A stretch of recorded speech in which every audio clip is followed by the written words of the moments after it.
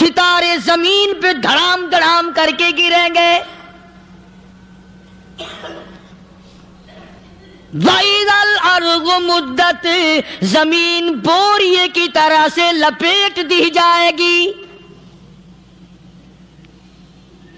وَإِذَا الْجِبَالُ سُيِّرَتْ یہ بڑے بڑے پہاڑ ہوا میں کپاس کی طرح اڑتے پھریں گے. تمام کے تمام علامات قرآن کریم بتا رہا ہے. اور آج مسلمان ہے، میں خود ہوں، آپ ہیں، میں قسم کھاتا ہوں کہ ہمیں خدا کے کلام پہ یقین کوئی نہیں. اگر یقین ہو پھر یہ غفلت. صحابی مدنی کریم صلی اللہ تعالی علیہ وسلم کا ساری رات کروٹیں بدلتا ہے. صبح ہوئی بیٹی نے پوچھ لیا، ابا جان میں ساری رات دیکھتی رہی، آپ کو نیند نہیں آئی، کیا کوئی تکلیف ہے؟ دیکھنے والی بیٹی کے بھی قربان جاؤں، بے چین ہونے والے ابا کے بھی قربان جاؤں. آخر بیٹی بھی جاگ رہی ہوگی تبھی تو دیکھا ہوگا. کہنے لگے ابا میں نے ساری رات کروٹیں بدلتے دیکھا، کیا بات ہے، آج نیند کیوں نہیں آئی؟ فرمایا لختے جگر او نور نظر، او میری بیٹی کل قرآن کریم کی ایک آیت سن کے آیا ہوں، ثم لم یتوبوا فلہم عذاب جہنم ولہم عذاب الحریق.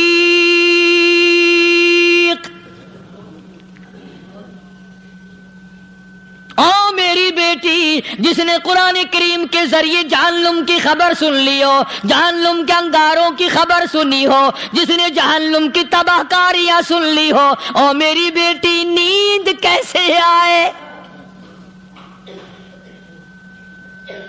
کیسے نیند آئے؟ امام شافعی رحمت اللہ علیہ اتنے بڑے جلیل القدر ولی کامل ہیں، وقت کے امام ہیں، پرہیزگار متقی ہیں. اپنی بیٹی کو فرمانے لگے لختے جگر تیری آنکھیں بگڑتی چلی جا رہی ہیں، میں دیکھتا ہوں تو ساری رات نیند نہیں کرتی، ساری رات سوتی نہیں، مصلی پہ کھڑی ہو کر قرآن پڑھتی رہتی ہے، تو کچھ نیند کر لیا کر، آنکھوں سے محتاج ہو جائے گی. عرض کرنے لگے ابا جان نیند آتی ہے، بستر پہ لیٹ جاتی ہوں، آنکھ لگنے کو ہوتی ہے، فوراً میرے دل میں خیال آتا ہے شافی کی بیٹی تو نے تو بستر سنبھال لیا، صبح تیری نہ معلوم زمین کے اوپر ہوگی یا لاکھوں من مٹی کے نیچے ہوگی. پھر میری نیند اکھڑ جاتی ہے، پھر کھڑی ہو کر خدا کا قرآن پڑھتی ہوں.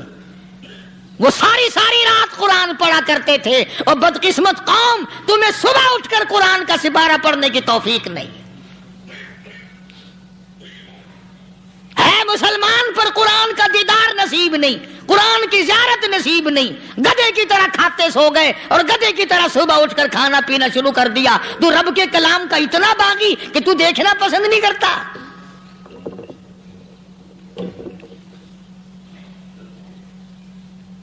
اور دنیا کی چیز اگر گھر میں نہ ہو، ٹھنڈے ٹھنڈے سانس مارتے ہیں عورتیں بھی. ہاں جی اپنی زمین کوئی نہیں نا، اپنی ہاں جی مکان اچھا اپنے پاس کوئی نہیں، فلاں چیز اپنے پاس کوئی نہیں. کبھی کسی نے ٹھنڈا سانس مارا کہ ہم 10 آدمی ہیں گھر کے، ایک آدمی بھی قرآن پڑھنے والا نہیں، ہم سارے کے سارے پتہ نہیں کیسے اکٹھے ہو رہے ہیں. اگر دل میں عظمت ہو، ڈاکٹر ہو، افسر ہو، وزیر ہو، آخر ہے تو انسان، ہے مسلمان، ہے مدنی کریم صلی اللہ علیہ وسلم کا امتی، پھر قرآن سے اتنا دور کیوں ہے؟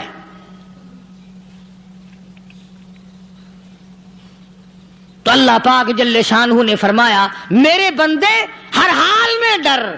ہاں تیری ساری چلاکیوں کو میں جانتا ہوں، تیری ساری ہوشیاریوں کو میں اچھی طرح جانتا ہوں. فرمایا وہ دن دور نہیں، آیا وقت قیامت کا، آیا، کوئی کسی کے کام نہیں آئے گا. فرمایا ان وعد اللہ حق فلا تغرنکم الحیات الدنیا. دنیا نے پھنسا لیا، چہل پہل میں پھنس گئے، اس کے رنگ روغن میں لگ گئے، اس کی زیب و زینت میں لگ گئے، رات اسی کی سوچ ہے، دن میں اسی کا فکر ہے، اور مرنے کا کسی کو بھی فکر نہیں۔ قرآن کریم کے آخری سورت کا آخری لقمان کے آخری آیتوں میں عجیب مضمون رکھا ہے۔ فرمایا ان اللہ عندہ علم الساعۃ وینزل الغیث، قیامت کا ٹھیک وقت اللہ کے سوا کوئی نہیں جانتا۔ کسے معلوم ہے ابھی اگلے منٹ میں کیا ہو جائے گا، سیکنڈ میں کیا ہو جائے گا؟ اچھا ایک بات میرے ذہن میں آئی، یہ بڑے بڑے لوگ آپ کو ملیں گے دیہاتوں میں بھی، بازاروں میں بھی، شہروں میں بھی، فلانا بزرگ غیب کی باتیں بتایا کرتا تھا، فلانا ولی یوں بتایا کرتا تھا۔ کبھی یہ بھی تو پوچھنا کہ اس ولی نے کبھی یہ بھی بتایا کہ میں مروں گا کب، کس دن مروں گا؟ جب اپنی موت کا پتہ نہیں تو اور کسی چیز کا کیا پتہ ہے؟ صرف اٹکل پچو تیر لگانے والی بات ہے۔ ابھی چند مہینے ہوئے یہاں میرے پاس چند نوجوان آئے ملتان شہر سے اور کہنے لگے کہ 25,000 کی چوری ہو گئی ہے، بتا کدھر کون لے گیا، کدھر لے گیا؟ میرے پاس آئے یہاں، میں نے کہا بتا دوں گا پر آدھے لوں گا۔ کہنے لگا نہیں دیکھنا جی اتنا تو نہ کرو۔ اب میں نے کہا وہ سارے ہی چلے گئے یار، یقین کرو میں یہاں چارپائی میں بیٹھا ہوں دروازے کے باہر، عصر کے بعد پوری پارٹی آئی اسی شہر کی کہ 25,000 روپیہ گم ہو گیا ہے، بتا کدھر گیا ہے؟ سب لوگ کہتے ہیں قاری حنیف بتاتا ہے، سنو قاری حنیف بتاتا ہے، ٹیلا کرا دوں گا میں۔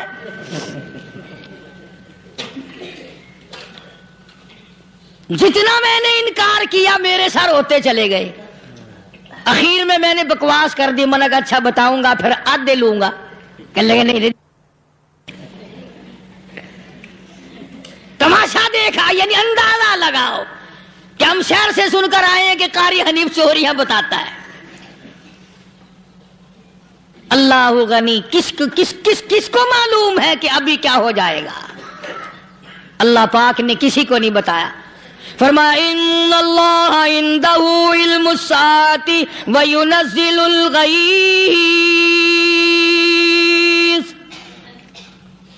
قیامت کا ٹھیک وقت کسی کو معلوم نہیں، بارش کا کوئی پتہ نہیں کب ہوگی، کتنی ہوگی۔ تم ابھی کہہ رہے ہوگے کہ جی محکمہ موسمیات والوں کو پتہ چلتا ہے، ان 3 مہینے میں یہ محکمہ موسمیات والے کئی دفعہ کہہ چکے ہیں کہ بندہ باندی ہوگی مگر کچھ بھی نہیں ہوا، بلکہ جتنے یہ زیادہ بتلاوے نا اتنا ہی موسم خراب ہوتا چلا جاوے۔ پچھلے سال انہوں نے روئی کی گانٹھوں کی گنتی بتائی کہ اتنی کپاس پیدا ہوگی ملک میں، اتنی روئی کی گانٹھ بنے گی، اتنی باہر بھیجیں گے اور اتنی اپنے گھر رکھیں گے۔ ذرا پوچھو تو صحیح ذمہ داروں سے سر کھجاتے پھرے کہ کھاد کے پیسے بھی واپس نہیں ہوئے۔ بھلے کسی کو کیا پتا کہ ابھی کیا تھا اور ابھی کیا ہو جائے گا، کل کیا ہوگا، پرسوں کیا، ایک اللہ کی ذات جانتی ہے۔ فرمایا وَيُنَزِّلُ الْغَيْثَ، کوئی نہیں جانتا بارش کب ہوگی، کتنی ہوگی، کہاں تک ہوگی، کس قدر ہوگی، کس طرح میں ہوگی، کہاں نہیں ہوگی۔ وَيَعْلَمُ مَا فِي الْأَرْحَامِ، کوئی نہیں جانتا عورت کے پیٹ میں کیا ہے، لڑکا ہے کہ لڑکی۔ باپ کو پتہ نہیں، ماں کو پتہ نہیں، دادی کو پتہ نہیں، نانی کو پتہ نہیں، یوں کہ کسی کو پتہ ہو یا نہ ہو حضرت صاحب کو پتہ لگ جاتا ہے۔ حضرت صاحب کو کیوں؟ حضرت صاحب ٹھڈ دے اندر وڑدا ہوندا ہے۔ تماشا دیکھ، کوئی کسی کو پتہ نہیں چلتا، اور خدا نے اپنی خدائی کسی کو تقسیم کر کے دینی نہیں۔ لم یلد ولم یولد، نہ میرے ماں باپ، نہ میں کسی کا باپ، نہ میری اولاد، نہ میں کسی کی اولاد۔ اللہ الصمد، بے نیاز، بے مثال ہوں، ہمیشہ سے ہوں اور ہمیشہ رہوں گا۔ سب میرے میرے محتاج ہو، میرے دروازے کے گداگر ہو، میرے دروازے کے فقیر ہو، میرے دروازے کے دستے نگر ہو، آؤ مانگو کھاؤ، موت آئے مر جاؤ، اگر اکڑو گے فرمایا پھر میں نے بڑی بڑی سزائیں دی ہیں لوگوں کو۔ ہاں ہاں، میں تو توبہ بھی منہ سے نہیں نکلنے دیتا، کلمہ تو کلمہ ہائے نہیں کرنے دیتا میں، جب میں موت کا پیغام دوں یکدم دل کی حرکت بند ہو جاتی ہے، ہائے بھی نہیں، اوئی بھی نہیں، اف بھی نہیں، کچھ بھی نہیں۔ فرمایا وَيَعْلَمُ مَا فِي الْأَرْحَامِ، کسی کو پتہ نہیں عورت کے پیٹ میں کیا چیز ہے۔ دیکھو نا، جس نے 9 مہینے بچہ پیٹ میں رکھا، جب بچہ پیدا ہوتا ہے نا خود ماں بھی کان لگاتی ہے، بتائیں گی لڑکا ہے کہ لڑکی ہے، بےتابی سے انتظار کرتی ہے، بڑی بے قراری سے انتظار کرتی ہے عورت کہ یہ دائی بول لے، کوئی اور پاس والی بول لے، کوئی اور چھوٹی بڑی گھر کی عورت بول کے بتائے کہ لڑکا ہے کہ لڑکی ہے۔ اور جس نے 9 مہینے پیٹ میں رکھا، جب اس کو پتا نہیں تو پرلی طرف بیٹھے ہوئے حضرت صاحب کو پتا کیسے چل گیا۔ وَيَعْلَمُ مَا فِي الْأَرْحَامِ، زیادہ سے زیادہ تمہیں یہ کہیں گے جی فلاں بزرگ نے دعا کی تھی اللہ میاں لڑکا دے گا، لڑکا ہو گیا، ٹھیک ہے دعا تو بھی مانگ، بزرگ بھی مانگے، پیر بھی مانگے، فقیر بھی مانگے، عالم بھی مانگے، ماں بھی مانگے، باپ بھی مانگے، خاندان سارے مانگو، بات یہ ہے مانگو تو سارے، پر یوں کہو دینے والا وہ ایک ہے بس، یہ ہے اصل بات، اور مانگنے کی تو کوئی کسی کی وہ نہیں۔ امام الانبیاء محبوب کبریا حضرت محمد مصطفیٰ صلی اللہ تعالی علیہ وسلم سیدہ عائشہ صدیقہ رضی اللہ تعالیٰ عنہ فرماتی ہیں میں سوئی ہوئی تھی، اچانک میری آنکھ کھلی، میں نے کالی کملی والے کو سجدے میں دیکھا، رو رہے ہیں، دعائیں مانگ رہے ہیں، رو رہے ہیں۔ حضرت عائشہ فرماتی ہیں اللہ اکبر، فرماتی ہیں اتنے روئے سرکار مدینہ صلی اللہ علیہ وسلم، سانس رک گیا، سانس گھٹ گیا آپ کا۔ حضرت عائشہ فرماتی ہیں میں اپنا جگر پکڑ کے بیٹھ گئی، کہیں آج بیوہ تو نہیں ہو جاؤں گی۔ نبی نے اتنا مانگا، اتنا مانگا، اتنا مانگا، اس کائنات میں مانگنے والا کوئی آیا ہی نہیں، ہر آن مانگا، ہر لمحہ مانگا، ہر گھڑی مانگا، اور اتنا مانگا۔ میری بات لکھ کے لے جاؤ انشاءاللہ، کچی پکی بات نہیں۔ سیدہ عائشہ صدیقہ رضی اللہ تعالیٰ عنہ گواہ ہے، سیدہ فاطمہ الزہرا رضی اللہ تعالیٰ عنہ گواہ ہے، نبی کی گھر والی گواہ، نبی کی لخت جگر نوری نظر فاطمہ الزہرا گواہ، فرماتی ہے حضور کریم صلی اللہ علیہ وسلم کا جب آخری وقت آیا، آواز بالکل ختم ہو گئی، آواز بالکل پست ہو گئی، پھر بھی لب حرکت کرتے تھے، لب حرکت کرتے تھے، دونوں کی دونوں فرماتی ہیں ہم نے کان لگایا، آواز تھی ربی حبلی امتی، ربی حبلی امتی، اور میرے مولا میری امت کو معاف کر دے۔ اور خدا کی قسم کالی کملی والے نے آخری سانس تک مانگا ہی مانگا۔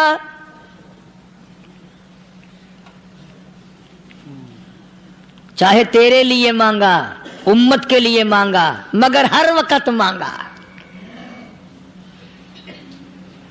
اور یوں فرمایا کہ میدان حشر میں جب لوگ چاروں طرف سے پریشان ہو کر، عاجز ہو کر، تنگ ہو کر، دھکے کھا کر، ذلیل ہو کر، انبیاء علیہ الصلوۃ والسلام کے مشورے سے جب حضور کریم صلی اللہ علیہ وسلم کے دربار میں آئیں گے، مشکاہ شریف میں حدیث موجود ہے، ارشاد حضور کریم صلی اللہ علیہ وسلم کا، فرمایا لوگ مجھے سفارش کے لیے کہیں گے اللہ اکبر، اللہ اکبر کبیرہ، تو یوں فرمایا یہ نہیں فرمایا کہ میں اللہ میاں کو ٹیلی فون کروں گا کہ دیکھنا ذرا خیال کرو امت آ رہی ہے میری، یا امت کو یہ کہے کہ رکا لے جاؤ، بلکہ یوں فرمایا جیسے امت آ کر کے مجھے پریشان کرے گی میں سجدہ کروں گا، میں سجدہ کروں گا، اس وقت بھی سر میرا در تیرا، جھولی میری عطا تیری۔ اور حدیث پاک کا اگر مضمون پڑھ کر دیکھو سارے مضامین حل ہو جائیں۔ یوں فرماتے ہیں خود حضور کریم کہ میں اتنا لمبا سجدہ کروں گا اس وقت قیامت میں، اتنا لمبا سجدہ کروں گا کہ 7 دن 7 راتیں کا وقت 1 ہفتے کے برابر وقت لگ جائے گا، میں سر سجدے سے نہیں اٹھاؤں گا۔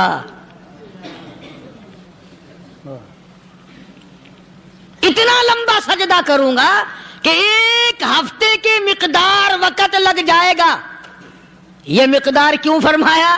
قیامت کا دن ہے نا، دن ڈھلنا نہیں، چھپنا نہیں، رات آنی ہی نہیں، رات تو ہے ہی نہیں نا، اس لیے فرمایا 1 ہفتے کی مقدار دن لگ جائے گا، وقت ختم ہو جائے گا پورا ہفتے کے برابر۔ اس کے بعد اللہ پاک مجھے فرمائیں گے ارفع راسک یا محمد صلی اللہ علیہ وسلم، میرے محبوب سر اٹھاؤ، سل مانگو توتا دوں گا، مانگو دیا جائے گا، سوف یعطیک ربک فترضی، تیرا رب تجھے راضی کر دے گا۔ صحابہ اکرام رضوان اللہ تعالی علیہ مجمعین نے عرض کر دیا یا رسول اللہ صلی اللہ علیہ وسلم آپ کس وقت راضی ہوں گے؟ کتنے لوگ جنت میں چلے جائیں گے، دوزخ میں چلے جائیں گے، آپ کس وقت راضی ہوں گے؟ خدا کی قسم اس محسن کائنات کا کیا کہنا کالی کملی والے نے جو ہم پر مہربانی فرمائی، یوں فرمایا جب تک ایک ایک امتی کلمہ پڑھنے والے کا ہاتھ پکڑ کر جنت میں نہ لے جاؤں میں محمد الرسول اللہ کو چین نہیں آئے گی، ایک ایک کو لے جاؤں گا اور چین نہیں آئے گا مجھے اس وقت بھی۔ تو عرض یہ کر رہا تھا کہ قرآن کریم نے اور تمام چیزوں میں عقیدے کا سدھار کہ عقیدہ بناؤ، یہ جو عقیدہ ہے نا اس کی حیثیت ایسی ہے جیسے پہلی اینٹ عمارت کی، اگر اینٹ ٹیڑھی ہو گئی تو ساری عمارت ٹیڑھی ہو جائے گی، اگر عقیدہ صحیح نہیں تو سارے اعمال ٹیڑھے ہو جائیں گے، اور اگر عقیدہ صحیح ہے تو اعمال بھی اور تمام افعال بھی اخلاق بھی تمام کی بنیاد جو ہے وہ صحیح رہے گی اور اچھی توفیق ہوگی۔ یہ عربی کلمہ ہے، آپ اور میں اگر کلمے کا معنی سمجھ لیں پھر بھی بات بنتی ہے، یہی تو معنی لا الہ الا اللہ، کوئی نہیں بگڑی بنانے والا، کوئی نہیں حاجت روا، کوئی نہیں مشکل کشا، کوئی نہیں تیرا ہاتھ پکڑنے والا، کوئی نہیں مجھے اور آپ کو اولاد دینے والا، کوئی نہیں بیوی بچے دینے والا، کوئی نہیں یہ ہر روز روٹی کھلانے پانی پلانے والا اس کے سوا کوئی نہیں الا اللہ، ایک اللہ کی ذات ہے۔ اور فرمایا کہ یہ بتایا کس نے کہ یہ سب کچھ کرنے والا کون ہے؟ محمد الرسول اللہ صلی اللہ علیہ وسلم، کہ ہمارے آقا اور مولا حضرت محمد الرسول اللہ صلی اللہ علیہ وسلم نے بتایا۔ تو قرآن کریم کی ان آیتوں نے وضاحت کر دی وما تدری نفس ماذا تکسب غدا، کسی کو پتہ نہیں کل کیا ہو جائے گا، صبح کو کیا ہو جائے گا، شام کو کیا ہو جائے گا۔ وما تدری نفس بأي أرض تموت، کوئی نہیں جانتا موت کس جگہ پہ آئے گی۔ کسے معلوم ہے کہ میری قبر کہاں بنے گی؟ کوئی نہیں جانتا میرے اس بدن کو جانور کھا جائیں گے، کسی کو علم نہیں ہے کہ قبر کا گڑھا ملے گا کہ نہ ملے گا، کفن ملے گا کہ نہ ملے گا، نماز جنازہ نصیب ہوگی کہ نہ ہوگی، غسل نصیب ہوگا کہ نہ ہوگا، کوئی نہیں جانتا۔ کلمہ پڑھتے موت آئے گی یا کنجری کے گانے سنتے گاتے موت آئے گی؟ کس کو علم ہے کہ آخری کلام جو دنیا میں ہوگا وہ درود پاک ہوگا یا قرآن کریم ہوگا یا دعا ہوگی یا استغفار ہوگا، اور یا گالی منہ سے نکلے گی دم نکل جائے گا؟ کسے معلوم ہے؟ اس لیے فرمایا وما تدری نفس بأي أرض تموت، کوئی نہیں جانتا موت صبح آئے گی یا شام آئے گی، بیوی بچوں کے سامنے آئے گی یا اسپتال میں کوئی پاس ہوگا بھی یا کہ نہیں جس وقت موت آئے گی کسے معلوم؟ سجدے میں آئے گی یا کنجری کی گود میں آئے گی کیا پتا؟ فلم میں آئے گی یا مسجد میں آئے گی؟ پچھلے دنوں ایک جگہ ایک آدمی نے صبح کی اذان دی، بڑی اچھی اذان دیا کرتا تھا، اللہ کا نام بلند کیا، زمین پہ بیٹھا اور ختم۔ فجر کی اذان دی، جو سنے انہوں نے کہا یار ابھی تو اذان دی تھی، بس اللہ کی طرف لوگوں کو بلایا اور خود دنیا سے رخصت ہو گیا۔ ہاں کسی کی موت یوں بھی آیا کرتی ہے، کسی کی سجدے میں آ جاتی ہے، کسی کی مراقبے میں آ جاتی ہے۔ اللہ اکبر۔ کسی کی نماز میں آئے، اللہ کی طرف دھیان لگے ایسا لگے کہ لگی جائے وہ چلا ہی جائے۔ ہمارے استاد محترم مولانا عبد الخالق صاحب رحمۃ اللہ علیہ یا کبیر والے میں تھے، بہت بڑے عالم، جید عالم، سمندر تھے علم کے۔ بس صبح کی نماز کے بعد مراقبے میں بیٹھے اللہ اللہ کر رہے ہیں، بس جیسے اتحیات میں بیٹھتے ہیں نا اسی طریقے سے بیٹھے تھے۔ دن چڑھ گیا، بھتیجے نے آ کر کے کہا حضرت ناشتہ تیار ہے، جواب کوئی نہیں۔ پھر کچھ دیر کے بعد آیا کہ حضرت ناشتہ تیار ہے، جواب کوئی نہیں۔ اور دن چڑھ گیا، ہاتھ لگا کے دیکھا کہ حضرت تو پہنچ گئے اللہ کے یہاں۔ کس حالت میں؟ ایسی اللہ اللہ اللہ سے لو لگائی کہ اللہ ہی کے یہاں چلے گئے۔ اور ان اللہ والوں کے پاس اس نیت سے لگا کرو میری آخرت بن جائے، میری قبر بن جائے، میرا آخری کلام جو دنیا میں ہو وہ کلمہ ہو، استغفار ہو، درود پاک ہو، قرآن کریم ہو، پھر تو مزہ ہے۔ اور اگر ہائے ہائے ہائے ہائے کرتے مر گئے تو کیا ہوا؟ فرمایا ان اللہ علیم الخبیر، میں خدا کی ذات تمام چیزوں سے واقف ہوں۔ مجھے تو پتا ہے نا، تیرے ایک ایک سانس کا پتا ہے، تیری رگ کے ایک ایک خون کے قطرے کا مجھے پتا ہے۔ اسی لیے کہا کرتا ہوں کہ عادت ڈال لو درود شریف پڑھتے ہوئے چلنے پھرنے کی، کلمہ کلام پڑھتے ہوئے چلنے پھرنے کی، استغفار کرتے ہوئے چلنے پھرنے کی۔ پہلے زمانے میں جب ٹھوکر لگتی تھی تو لوگ سبحان اللہ کہتے تھے، اللہ اکبر، استغفر اللہ۔ اب گالی منہ سے نکلتی ہے، اب گالی منہ سے نکل رہی، گالیاں بکتے ہوئے لوگ مر رہے ہیں۔ حضرت معاذ بن جبل رضی اللہ تعالیٰ عنہ مدینہ پاک میں بیمار ہے، آخری وقت ہے۔ صحابہ کی ایسی ایسی موت آیا کرتی تھی، چاروں طرف جتنے گھر والے بیٹھے ہیں، اماں بھی، بیٹی بھی، گھر والی بھی، بہن بھی، بھائی بند بھی، قبیلہ بھی، خاندان بھی، مدینہ شہر ہے، کالی کملی والے کا شہر ہے۔ حضرت معاذ بن جبل کا آخری وقت ہے، چاروں طرف بیٹھنے والے بھی تلاوت کر رہے ہیں قرآن کریم کی، خود معاذ بن جبل بھی تلاوت فرما رہے ہیں۔ اچانک حضرت معاذ رضی اللہ تعالیٰ عنہ رونے لگے، روئے حضرت معاذ۔ یہ وہ جوان ہے جس کو رخصت فرمانے کے لیے یمن کا گورنر بنا کر کے بھیجا حضور صلی اللہ علیہ وسلم نے۔ حضور صلی اللہ علیہ وسلم اس کو روانہ فرمانے کے لیے کئی میل پیدل تشریف لے گئے۔ ہاں حضور کے صحابہ۔ تو معاذ بن جبل جب رونے لگے تو گھر والوں نے پوچھا کیوں؟ کوئی بیٹھا ہوگا نا، کہنے لگا ڈر گئے، موت سے ڈر رہے ہو، موت سے ڈر کے رو رہے ہو؟ حضرت معاذ کہنے لگے نہیں، موت سے کیا ڈرنا، میں کیوں ڈروں موت سے، اس نے تو آنا ہی آنا ہے، میں نہیں ڈرتا۔ انہوں نے کہا پھر رویا کیوں رو رہے ہو؟